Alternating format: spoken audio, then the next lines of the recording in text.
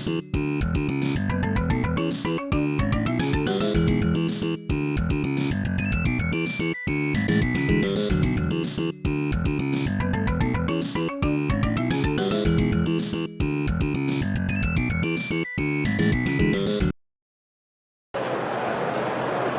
hi, my name is Dennis Northcott. I'm one of the designers of Galactic Cruise, and I'm going to just talk a little bit about the game, do a quick overview.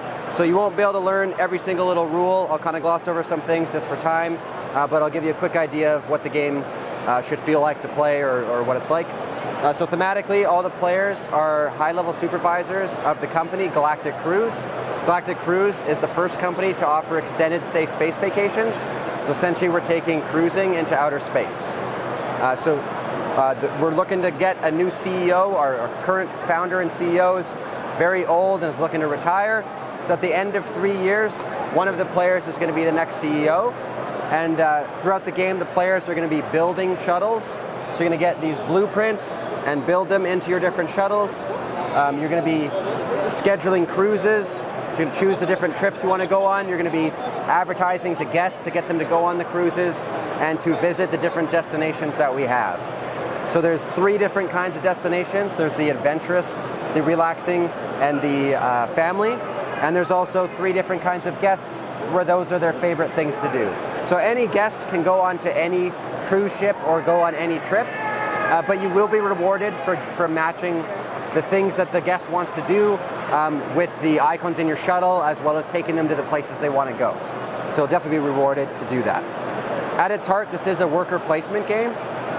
So the main part of your turn is going to be taking one of your workers and going to one of the 6 different locations on the board. So I'm just as green as an example here. If I was playing as green, I can go to any one of these 6 locations except where I already have a worker. So at this location here, I already have a worker, so I couldn't go there, but I can go anywhere else. If I go to a location where somebody else is located, I bump them back to their board, and so they get that worker back that they can now use on a later turn, as well as they're covering up a hand icon. So underneath each of them, you can see that there's a hand icon there. So it's these ones here in the break room. Whenever you cover up one of those icons, you're going to gain a funding bonus. So what that means is you're going to choose one of these bonuses to get from your launch tower, and you'll gain either money, ads, points, or resources. So you would choose one of those. And you can see on this board that at the beginning of the game, it starts with each thing being 1, so I'd gain 1 money, 1 ad, etc. Throughout the game, as you launch, you can remove these tokens, and that increases your benefits. So you could choose to unlock this one, which gives you 2 money. So now whenever I would gain a bonus as blue player, I would take 2 money or 1 ad or 1 resource and so on. So once I've got my worker on the board, then I get to take 2 actions. Each location has 2 actions associated with it, so I can always have access to those where I place. But I can actually connect over to the adjacent locations as well if I have a development there. So if I've got this development built here already, I can connect over here and do the actions here as well. And in this example, I can actually connect to all of these. So if I place a worker here, I can do any of these 6 things, and I get a total of 2 actions. I can do the same thing twice or 2 different things. It's completely open-ended for the players. So like I could do 1 action over here and 1 action over here. I don't even need to do an action where I placed my worker. So it's open to do it however you please. Now let's say if I didn't have a development down here, I could still actually access this location if I paid pink. So as long as there's 1 development there, or at least 1, I could pay pink to borrow their development for the turn, and so then I'd have access to that. So the actions that you'll be doing throughout the game, I won't go into detail about them, but obviously you'll be able to build developments to expand your network. You can put them on technologies to get other benefits throughout the game. Whenever you build them, you're going to increase the amount of storage capacity that you have for the different resources that are used to launch. You can hire expert workers, which gives you a bigger workforce to work with, as well as they have an extra ability each game. They're going to have an extra power that regular workers won't have. You'll be able to get cards, which are one-time benefits, gives you a boost to an action. Maybe it makes, like this one makes hiring an expert cheaper. They also all have an icon in the corner, which is a resource of some kind. So it's a multi-use card where instead of doing the action on it, I can discard it to get that resource. If you wanted to get from one area to the other, does it have to be gold, or can it be a resource like oxygen? No, it has to be money. It has to be money. Yeah, yeah. So that's to pay other players. Right. So most of the actions that you're doing, as I mentioned, you're going to be building up your shuttles. And so one of the actions is going to be to get blueprints. So that gives you these tiles, which you'll put beside your board. As you can see, you can have up to 5 of them there. And then a different action is to build those blueprints into one of your shuttles. So we have a couple shuttles already built over there and here. So I'll just do it as an example here. If we had this shuttle and we wanted to build into it, we would just pay the costs listed. So to take blueprints is completely free, but then to build them, that's when you pay the cost on them. So I'd pay 2 for that one and 3 for that one. And it would be built into one of my shuttles. You can build them however you want, as long as you're under your limits. So at the beginning of the game, you can have up to 3 shuttles, and each shuttle can have up to 3 segments in it. So we've just built 2 into the shuttle there. That's how you would build out a shuttle. And as you can see here, when you put 2 of these tiles together, you're creating a little room. We call it a cabin, so that's where your guests are going to stay. And so this smaller shuttle can have 1 guest on it, whereas one of these bigger ones, you could have 2 guests on that one. So the bigger you build your shuttle, the more people you can have on it, but the more resources it'll cost when you go to launch. So that's kind of blueprints, building shuttles. You can gain resources from the silo over here. You can get those for free. So this is the company silo that anyone can take from. As this gets emptied though, you can't take something that's not there. So there's a different action where you can discard a card to increase that all the way to the top. And whoever does that is going to get rewarded for that. They're going to gain money based on how far they moved it. So if they move it to 0 to 5, they gain 5 money. And they'd also gain a reputation, which moves you up on this track. The reputation is going to set the cost of what you're going to pay other players to use their developments. So at the beginning of the game, it's a little expensive at 2, but it goes to 1. And if you are very reputable, you can use other people's developments for free. So that's kind of the basics there. So we're going to talk about scheduling one of the cruises here. So if it was Blue's turn and Blue was doing this action, they could take their cruise consultant and place it next to one of the cruises that has not already been scheduled. And so let's just say that we placed it, we're going to choose something that kind of matches what we have there. So let's try doing that one. And when you place your cruise consultant here, you'll get to flip one of your tokens in your tower and gain a bonus on it. And then that's the token that you'll take with you when you launch later. So that's how you're going to increase your bonuses here. So let's say we did this one, we'd gain one resource. And then later when we launch, we're going to remove that token. And that upgrades the amount of resources we get whenever we get a funding bonus, if we choose that one. So that's this action here. This one down here is how we advertise to the guests. And so you can see that there's this queue or this lineup of guests. We just call it the queue. And these are all people that are excited to go on a cruise. But thematically, the people on the end here are more excited. So they cost 1 ad to be able to interact with those to sell them a ticket, basically. You're going to pre-sell tickets for your cruise. The ones up here cost 2 and the ones up here cost 3. Throughout the game, as people launch, these will move forward. But right now, this is what we have. And so later in the game, people will move forward. Other ones will come on. But for now, these are the guests that are available to us. So let's say we were advertising for the cruise that we just scheduled. We could take these from here and place them here. They're going to reward us with money and reputation if we match the icons. And that's going to give us, that's one way of getting reputation and money throughout the game. And then later on, so we're pretty much ready to launch here. If we've got resources on our board and if we've got a shuttle built, we've got something scheduled and we've got guests to go on the cruise, then we can launch. So on Blue's turn, instead of placing to one of the 6 locations out on the board, they could instead go into their launch tower. And their launch tower, we place it at the bottom here, and this is kind of representing a 5-second countdown to launch. So it's going to walk you through the steps that you need to be able to launch, and then it's also riding up the elevator, which brings us to the top of the shuttle, where they can get into the cockpit and become the pilot of that trip. So I'll just kind of go a little quick through here. We're going to take our cruise, and we're going to put it there. So this is the one that we scheduled earlier. We're going to load up our passengers that we sold tickets to, and then we're going to return our cruise consultant.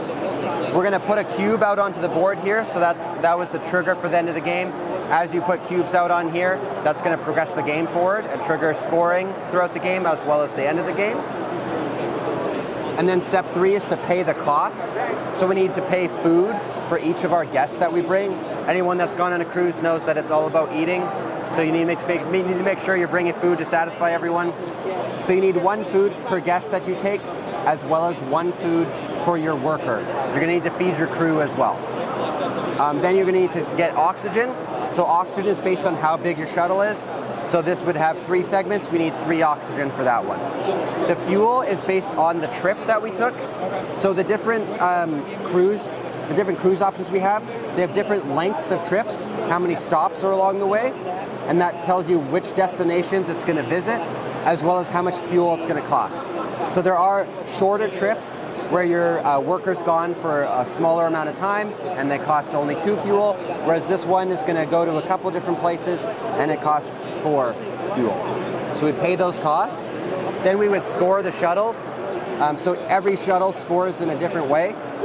Everyone starts with a basic shuttle that just scores 1 point for every segment we've built across all of our shuttles. So in this example, we've got 5 built, so we get 5 points for that, and then we'd flip it over.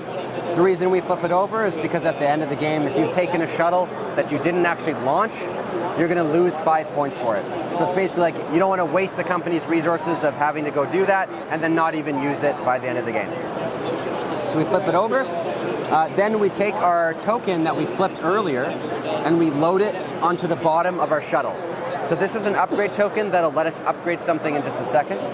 The final step is we move our worker over to become a pilot, and now they're ready to go.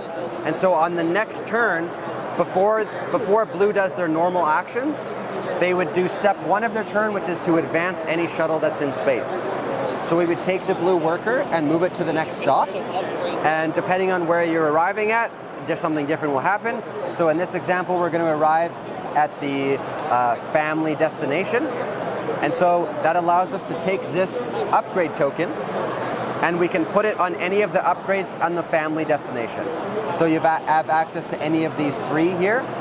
And so we could pick any one of those. Let's say we pick that one that gives us bonuses whenever we gain reputation. So we can take that one. And then we can have everyone on the shuttle, we can have them visit that location and go on an excursion. So the excursions, basically what you're doing here is you're going to spend ads to get victory points. And the amount of ads you spent is dependent on the guest that you brought. So if you're bringing a matching guest, like this is a family guest and we're at the family destination, they're already really excited to go here. So it costs 1 ad to bring them onto the excursion. Whereas the relaxation guest, they will still have a great time here. They just need a little bit of convincing to get it. So it costs 2 ads to bring them along. So you would score points. That's 3 points plus 1 for every upgrade you have at that location. So we would score points for those guests. And then we do our turn as normal. When it comes back around again, we would advance it 1 more space. We'd arrive at the next destination, which is the relaxation one. We've already dropped off our upgrade, so we would skip that step. But if we preferred, we could have not dropped it off at the first one and dropped it off at the second one instead. So you have that choice. We'd score them the same way by spending ads to have them go on excursions. Next turn around, we advance again. We arrive to a day in space. A day in space, this is like a day at sea on a normal cruise. It's essentially a travel day. So the guests can't get off and do anything. This is where the icons in your shuttle come into play. And so if you've built a shuttle to really match the guests that you brought, what they want to do, you're going to gain bonuses for that. So we've got this family guest here, and we have 3 family icons. So that guest is going to generate 3 bonuses. The bonus you get is set at the beginning of the game. So in this example, they would gain 1 money. So we'd actually gain 3 money for that guest. And then this purple one we brought wouldn't give us anything because we didn't have a purple icon in the shuttle. Had we brought an orange guest instead, one of the adventurous guests, they would generate 1 resource. And so you can see how anybody can go into any shuttle and go to any location, but if you really match those, you're going to get rewarded to do that. The final thing that happens, so this is 1 whole turn later, we would return back to Earth, you'd get your worker back, you'd put it back into your break room so you have that worker back again. So this whole time, for the past 3 turns, we didn't have that worker available to do anything out on the board, which means that you'll be a little bit more limited on how often you get to do things that you want to do. So when we get the worker back, you're going to gain a funding bonus because you cover up that hand as always. And then also, we'll return this stuff to the supply, so this will get reset. We can now use this shuttle again. So you can launch the same shuttle multiple times throughout the game, or you can build a bunch of different shuttles and launch each of them once. You have lots of different paths that you can take. You take pieces from one shuttle and move it to a different shuttle? So not normally. The question was, can you move a shuttle segment from one shuttle to the next? You can't do that normally, but there is a card that allows you to do that. Yeah. So that's kind of a general overview of the game. The rounds, it just keeps going around until somebody triggers the end of the game.